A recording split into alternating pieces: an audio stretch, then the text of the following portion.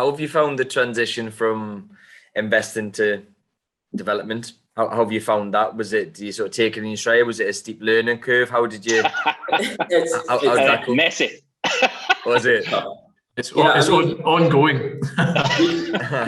we got asked, how easy is it to transition, essentially? If you've been doing property investment, you've been doing a few refurbs and stuff like that, how easy is it to shift gears into this serious development stuff? And the reality is it's a completely different game. Okay, the fundamentals in terms of getting a deal are the same, but you're talking about serious builds, over the last, we're kicking into a gear on our first major commercial residential development. We start the build in the next few weeks, and Laurie and I have just been consumed over the last month with CDM regulations, health and safety, trying to get the site ready, understand what we're doing with our principal designer, get all the notifications in place. That's completely new to us, because all when you're doing resi refurbs, you don't need to think about that sort of stuff. It's complicated.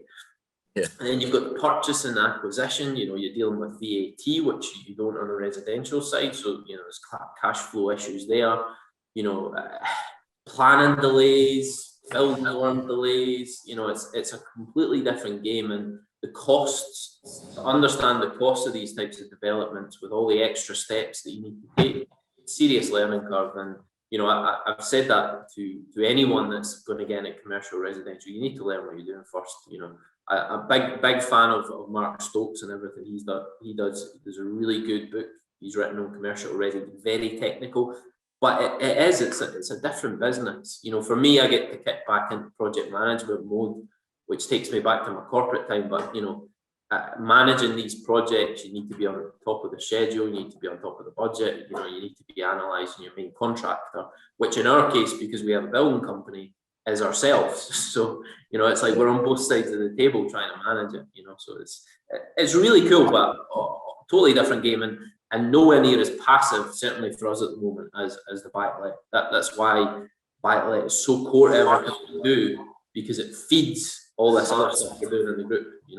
It's like, development stuff is a lot of front-end cost, no money coming in. By the end of this year, we'll start to sell the units. In fact, we've sold a couple of plan already. But until that cash starts to land, it's just been a liability for the last year, draining cash. But we can afford to do that because we have all this cash coming in from the buy-to-let. So, it comes back to multiple streams of income, right? It all works beautifully well together as a group.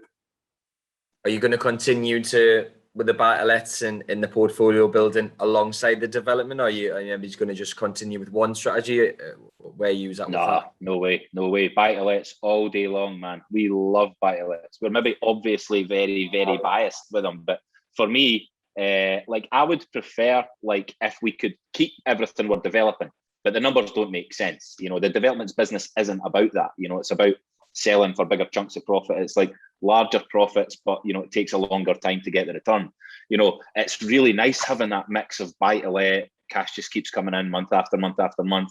The development's ongoing in the background, and the other businesses within the group, they all complement each other. And I was talking about this just yesterday. In fact, I don't know who I was talking to. I think it was maybe just my wife or whatever. But if we didn't have all this other stuff on the go, and we just had buy-to-lets, and that was all we did.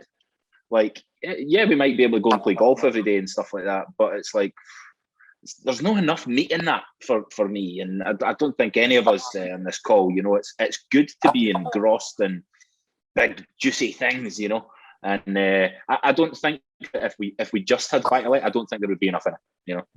To be challenged. I think long term the aim for the group is that all these businesses become standalone. They're very, as Laurie says, synergistic, but the aim is to have them as standalone businesses where over time they become more autonomous. So buy-to-let's very passive just now, kind of takes care of itself. Building companies relatively new, and we're heavily involved in that. That's also taking on all the maintenance for our properties. So there's a lot of systems and processes to work on in there, but the aim is to get that to the point where we have someone running it and it takes care of itself, and we just sit at the investor level. I don't know if you're familiar with the Robert Kiyosaki's matrix of where you sit, whether you're employed, the quadrant, exactly, business owner or investor.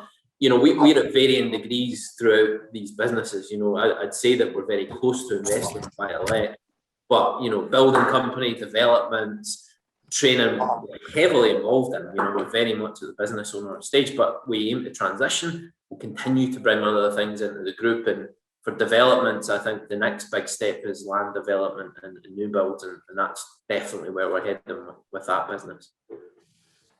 Okay, love that. Just to clarify, so how many units right now? So that you currently have buy-to-let, and how many units under development? Aye, so resi's 200, but commercials, commercials must be about, I don't know, like 10 to 15, because like each building has got like multiple units in it type thing, you know. Okay. So it's not as kind of clear cut. With the commercial, we own 3 buildings in Falkirk High Street. We've got 2 in legals. The 3 that we own all have planning. The largest is planning for 23 flats plus 2 commercial units.